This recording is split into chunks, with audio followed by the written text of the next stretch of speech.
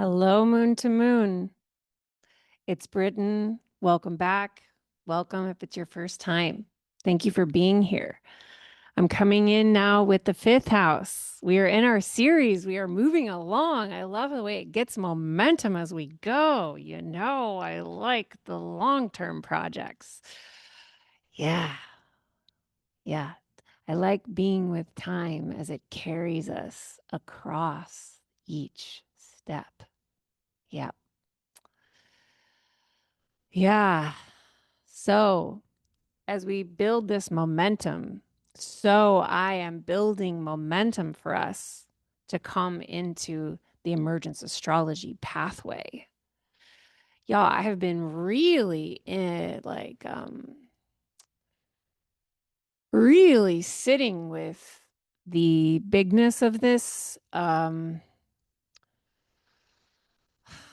So year one, the new year one, because I'm completely redoing the curriculum. It's getting real. Uh, the new year one is my lunar teachings.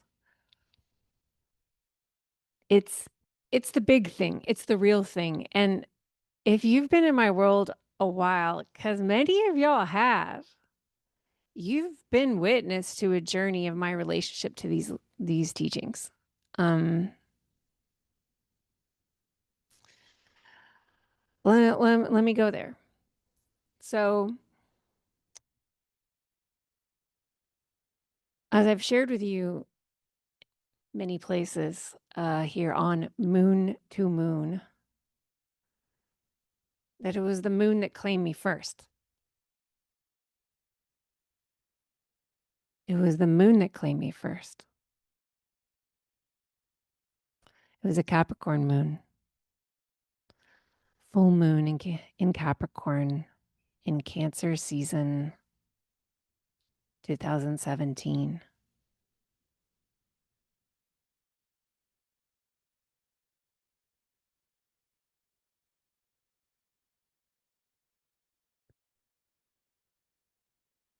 It it hit me hard. I didn't expect it. I had been learning intuitive healing, which brought me into relationship with my inner voice, brought me into relationship with my energy body, my aura, the boundaries between me and another, my relationship with the planet Earth beneath my feet in a way that no one had ever shown me before.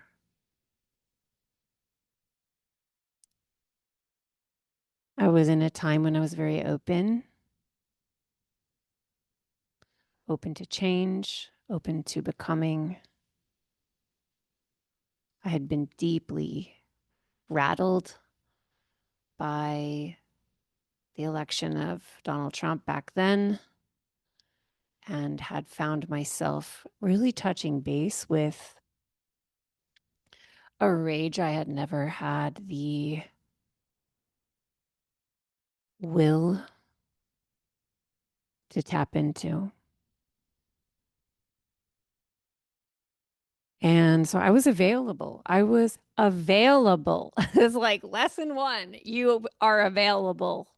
Are you available? Are you available? It's the beginning of emergence. You have to be available to it. I was available and I had no real history with moons, cycles, new moon. I didn't know any of that stuff.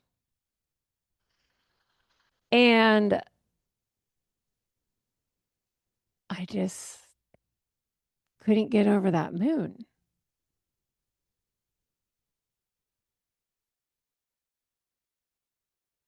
I completely felt that it was talking to me. The moon started to talk to me and invite me to come home. I mean, it was wild. And I followed the moon for a whole lunar cycle, not understanding anything about lunar cycles, just watching the moon, listening.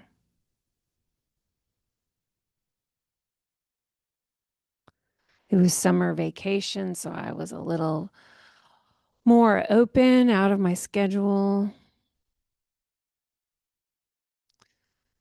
And yeah, then I asked for a divorce right after the next, I guess at the next full moon. No, it was like the new moon after the next full moon because it was the day of the big American eclipse. It's so wild that this happened. And that was all right on, that was like on my Saturn exactly in Leo. Leo, my fifth house. We're going to be doing the fifth house today. And whoa, I was like just being led. I was available to mystery. I was available to mystery and like I don't even know what's happening, but I don't know how to not follow this. And then I had this vision of the triple moon and I got a tattoo of the triple moon. Like I didn't know anything about the triple moon. We moved back to Dallas so that this could unfold around our families and our daughters could have some more stabilization. And I Google how to work with the moon. It's so funny. Imagining not living every second by this now. Um, and I saw that there was this woman who lives in Maui, a Chintia Devi, who had a thing called Priestesses of the Moon. And then I saw that there was this gal, Sarah Faith Gottesdiener, checked her out. She had this workbook called Many Moons. I liked her writing. And I was like, this is good. This is good. I like both these people. They're doing different things. So it'll like, they won't give me the same thing, but it will teach me things that are, going to overlap well. Let's just start there. So the Many Moons workbook was, this is before she did the Many Moons planner. It was a different thing. And I got the workbook and then I did the live group, like live in Zoom with Achintia. And I was dead serious. Like I treated it this like it was like my life depended on it. And it held me through all of the changes that came next, through the separations and possession shifts and figuring out money and where am I going to live and what am I going to do. And in all of that, I started to hear people talking about signs with new moons and full moons. And I was like, what? Like, I didn't understand that the moon was in signs. Like, I didn't know anything. And then my brother gave me my birth chart a few months later and the new moon in Libra cycle digital product from Channy Nicholas, and we're off. So I was completely devoted to this and really just began to kind of start to do my own things. And I started to weave in other things in my synthetic way that I'm obsessed with. And it was in 2018 that I met Natasha Levenger. We both had like 500 followers at the time, who teaches inner child healing. She's an inner child healing expert. Many of you know Natasha. And at the same time, I was started to learn about healing from narcissistic abuse. because I just completely saw myself in how to repair. I really learned early, like me diagnosing someone else is that doesn't matter. What matters is how I help myself. And this really helps me. So I started to weave what I was learning about the moon in astrology, the moon in the tarot, lunar cycles with inner child healing, healing from narcissistic abuse, um, leaning into mystery, feeling held. It was all weaving. It was weaving and weaving and weaving. And then in 2019, after I did my first ever class on Neptune and Pisces, I was like, okay, Cancer season, I know what I want to do, and I want to do something on the moon. And I did my first ever free webinar called Working with the Moon in Astrology. Like 19 people came, and I gave them a pitch at the end, just like, I would love it if you would come to my class, Soft Strength. And I think a handful of them did. And Soft Strength was all pre-recorded because I was very nervous about live teaching. And then I did it again the next year with meetups. And then I did it again the next year. Anyway, what I know is this. It increased exponentially each year. Everybody came back to do it again. And it was everyone was so impacted by these teachings. I was afraid of the teachings. I took a year off. I could have made a lot of money there. I was just like, I'm frightened by these teachings because they're like changing those people's lives. I mean, of course, it's like as a teacher, like you want that consciously, but it's a wild experience to see how impactful these teachings are. And like, oh my gosh.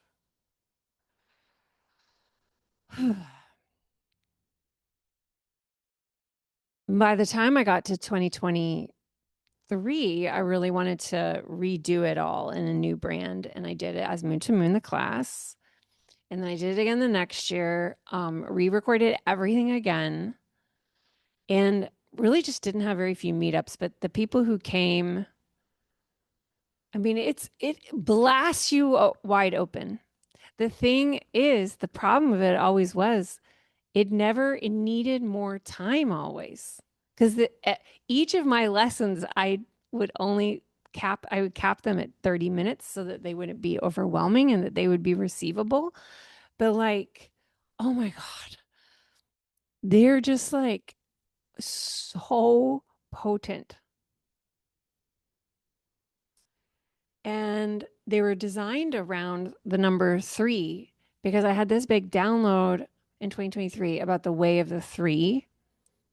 And I teach on the way of the three through these teachings. And I'm still learning what that means. And maybe always will. It's deeply mysterious. And to be honest with you, I think that I've been teaching this.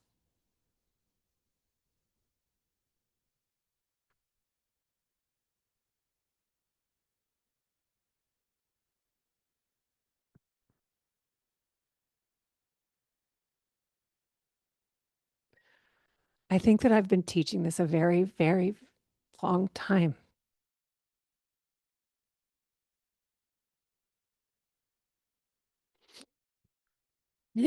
I think that's why I have a lot of there's like a lot for me in it because it feels very like karmic. Uh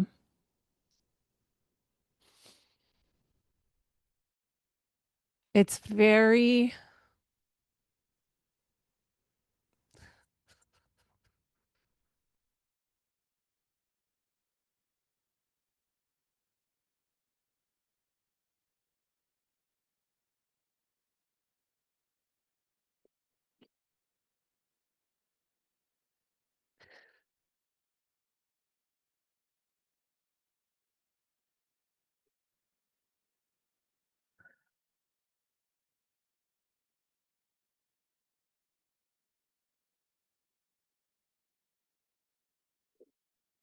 I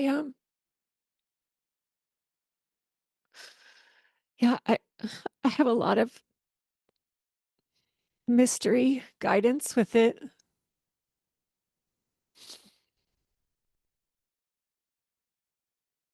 I see this these keys. It's like a woman's arm rattling these keys. It feels very Hecate. I don't It's one of those things where you're like, is this me in another life? Is it a guide?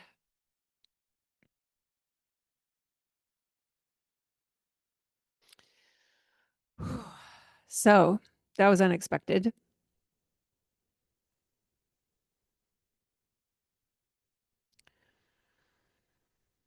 We're gonna we're going to be moving through this together with the support of time.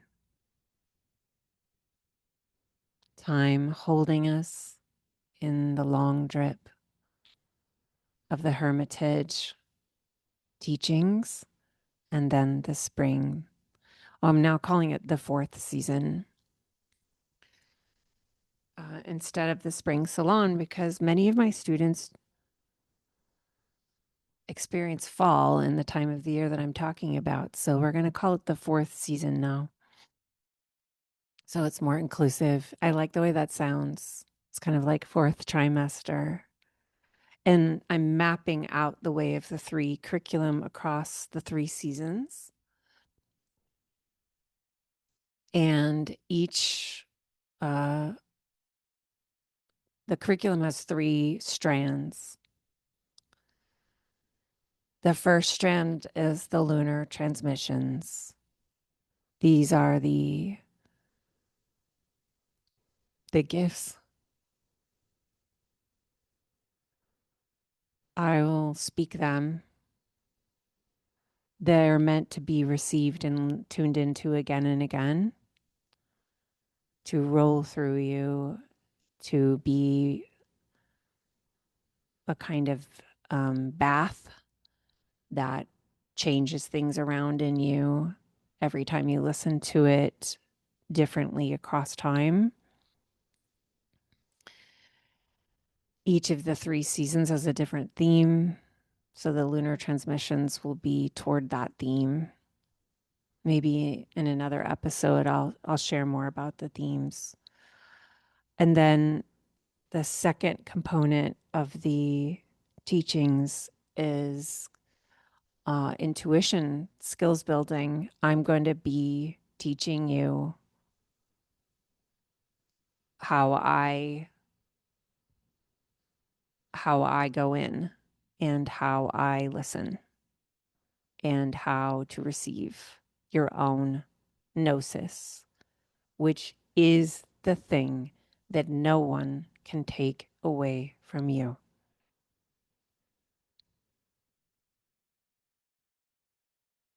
It's what you have. I'm going to teach you how to get in there, to get it. The gnosis is yours, right? The gnosis is yours, but we need guidance to learn how to receive it.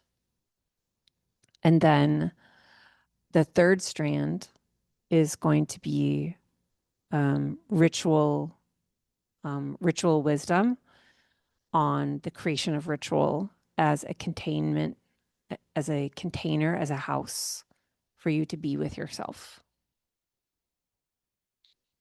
so that you can hear your intuition and you can be with yourself, to be with mystery, and to be with the moon. And in that sense, this is a very moon Saturn space. It's not just lunar, it's very Saturnian as well, which makes sense coming from me since I'm moon in Capricorn. My chart ruler is Mars in Cancer, and I have a strong Cancer Capricorn flavor to my my presence and my teachings. So there will be ample Saturn here and then even more in year two.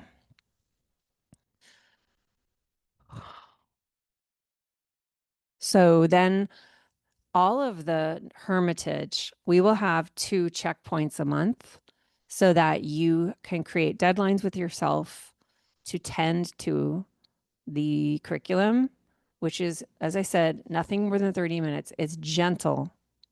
We're doing a gentle, slow drip. This is going to drop down deep in you. You will be changed as it moves down into you. Whew. So these checkpoints are not teaching spaces. They're me touching base with you. I'm checking with you. How are you doing? Do you have questions? Do you want to talk about it? Do you want to metabolize anything? Do you need clarifications? Do the intuitive skills buildings, like, are they landing? Do you want some tweaks? Like, this is an opportunity for me in the community to be together around questions, clarifications, and metabolizing. No new things will be taught if you want to stay in your hermitage and not get together. So totally can be missed. They're for you. The fourth season, which is the last 3 months together, that will be April, May, and June. That's when we're going to have like classroom space. That everything will be replayable and downloadables if you can't come. But this is where I'm going to be teaching the moon and astrology across the ways that I teach, which are really through me. And like, this is some unique stuff. Um, if you want to get into the moon and charts, like if you feel like your gift is moon in astrology, I really encourage you to come and advance your toolkit. Like, this is for astrologers to come and advance your toolkit. It's also for non-astrologers and astrology curious. I think we're all astrologers, by the way. If you're learning astrology, you're an astrologer, but it's okay if you're not ready for that. But if this is just for you for now, everyone is welcome, because this is not about advancing expertise in a traditional way. This is about you getting in yourself. This is about you getting in your gnosis. This is about you getting in your pathway. This is about you getting in your voice. This is about you learning to say no to what is not for you so your yes can come closer to you. This is about you developing the personal power to walk away from what is not helping you. How are you supposed to know unless you can listen to yourself? This is a highly transformational space. If you don't want anything to change in your life, I suggest you don't come, honestly. So I'm very excited to announce that I'm going to be doing a pre-year one live event called Abundance Begins with No, to like get excited around this and start giving you some of the skill sets in advance. Um, Many of you may know or may have enjoyed for years the Abundance Begins with No workshop I did in 2022. That has been my free gift when you join my email for 4 years. And it's still like the most relevant thing, because what do I help people with? Maybe more than anything, I help you get clear about what you need to cut out. Snip, snip. I help you get clear with your no so that your yes can find its way to you. Abundance begins with no, the malefics. This has a lot to do with emergence astrology pathway, and it has to do with everything that I teach. So I'm excited to just do it again. Like, I never get sick of talking about the emergent no. I never get sick of these teachings here. We're going to get together. It's going to be, I think I'm feeling $11. Like I want it not free, but just like so easy to say yes to. And more info's coming. I'm still getting it all together in my mind, but I'm looking at Thursday, June 18th at 7 p.m. Eastern for 1 hour. So put it on your calendar. $11. Abundance begins with no. Totally updated to 2026. 4 years later, what's she gonna say now? I hadn't gotten into unshaming back then. Oh my goodness. So, um,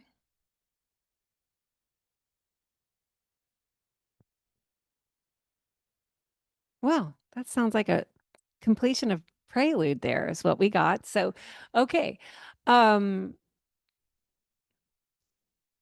yeah, like it is very difficult to know, is this self-abandonment?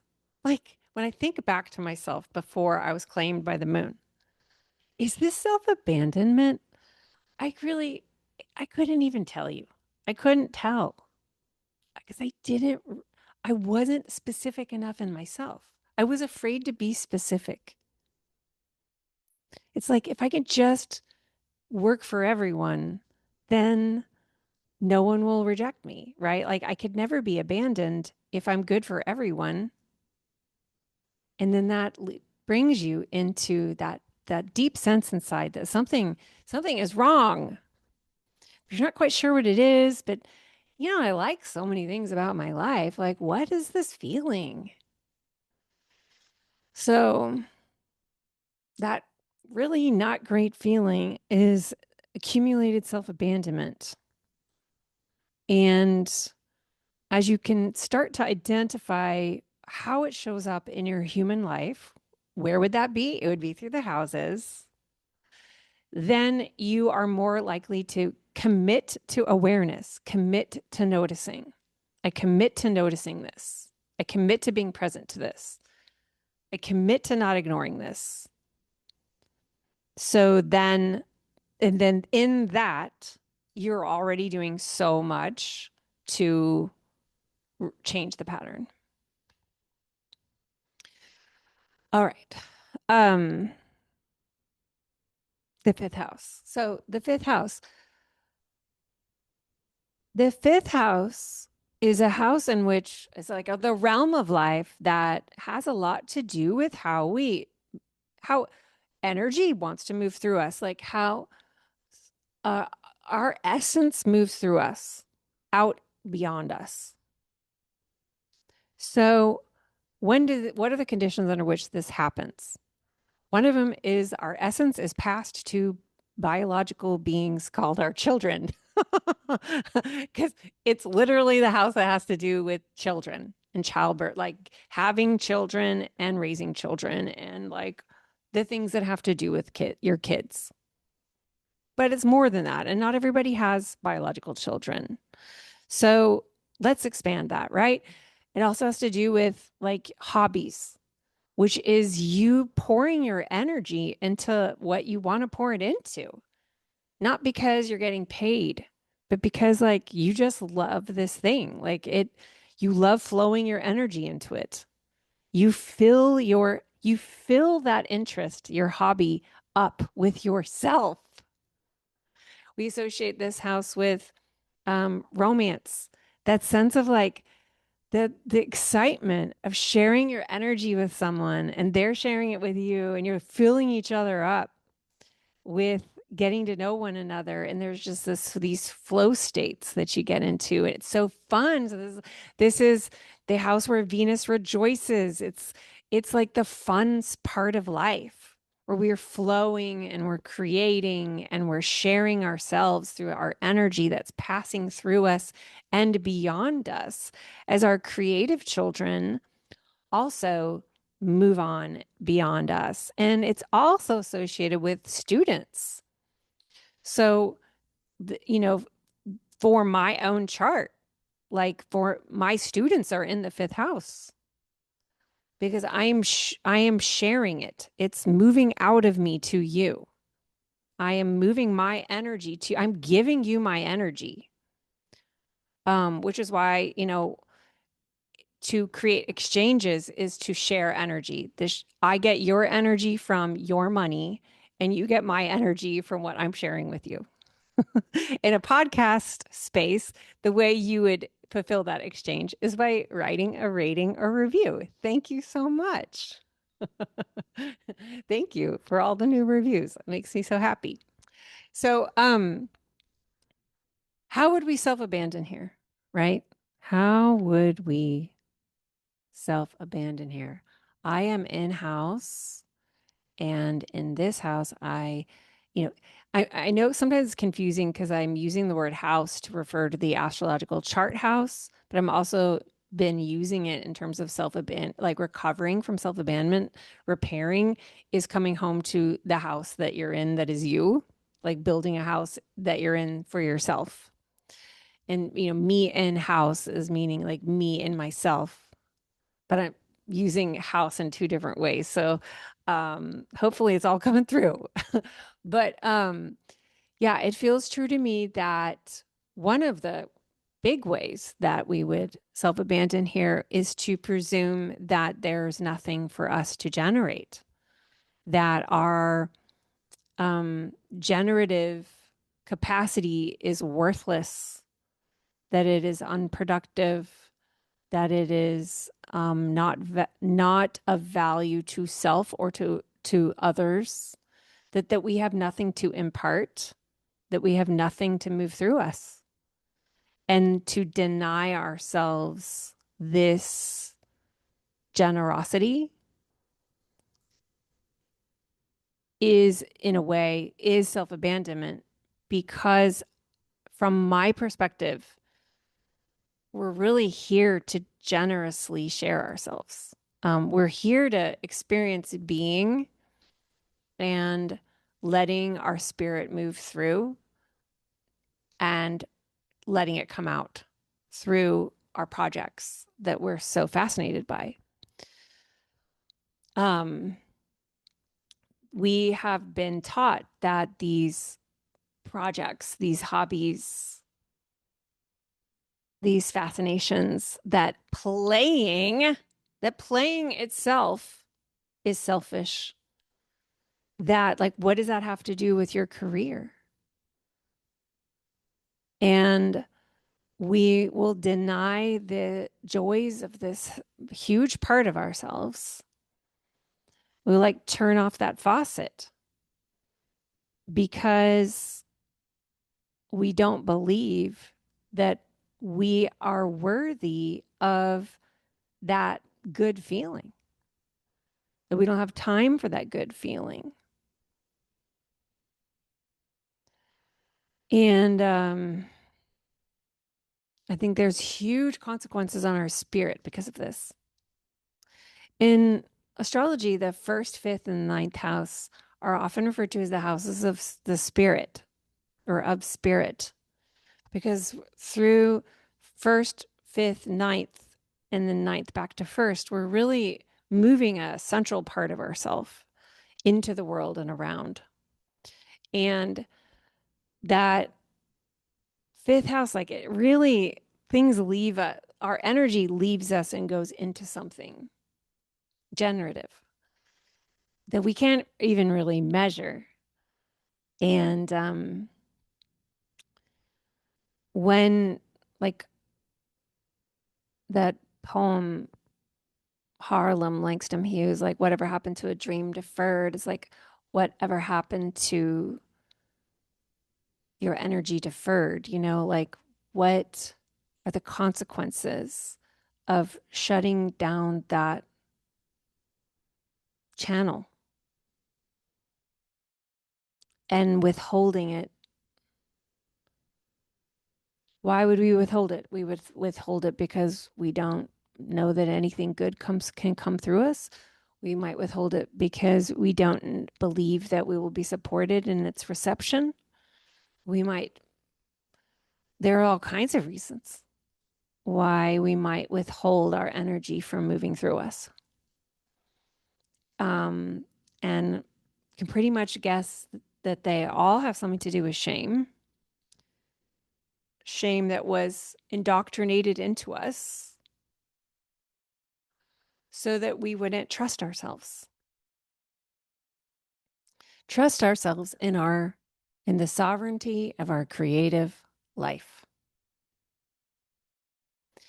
One of the most empowering things the moon gave me from that whole experience was to start to get into my creative life like it's the most important thing that there is. Like this is me in me. This is me revealing myself to myself through my creativity. And then I'm giving it away through me.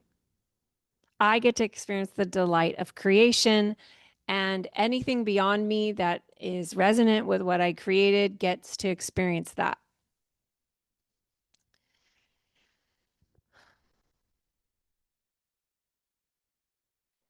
So I think that there's a lot of repair to even get to like a full fifth house, like that's like healthy, and like generative and booming and sovereign and rich and alive and yours.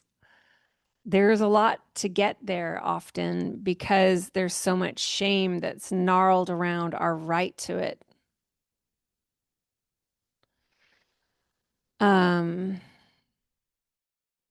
so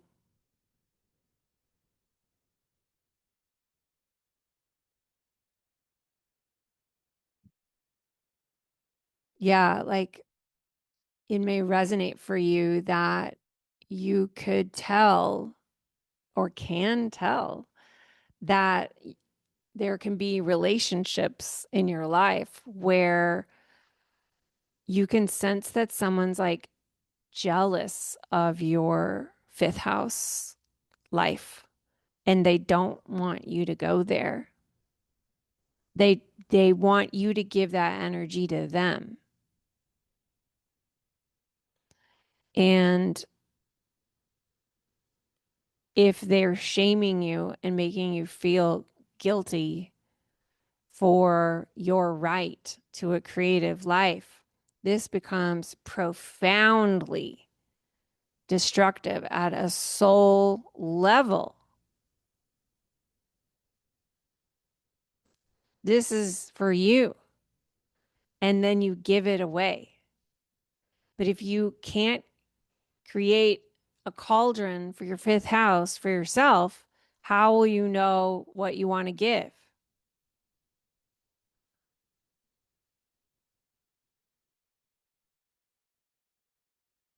Then you may believe that you have nothing to give, but it's all from the original distortion.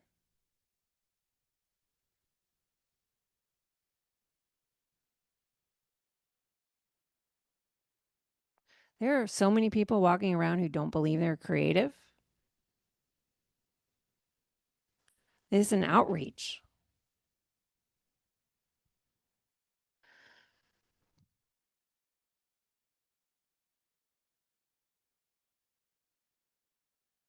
So,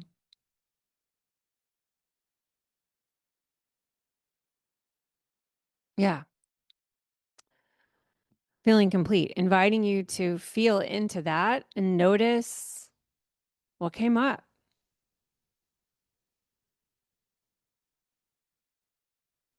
What came up because this is an important space to allow our energy to run. And it feels like it's just for us because it is, but then it's not because we pour it into something.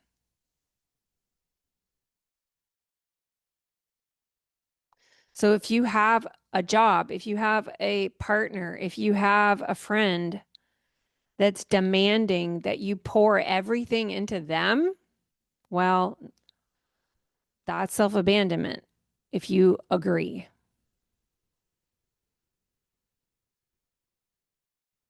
We fear repairing the self abandonment because of what it's going to mean in our relationships, because we know our world is going to have to change if we keep running things like this.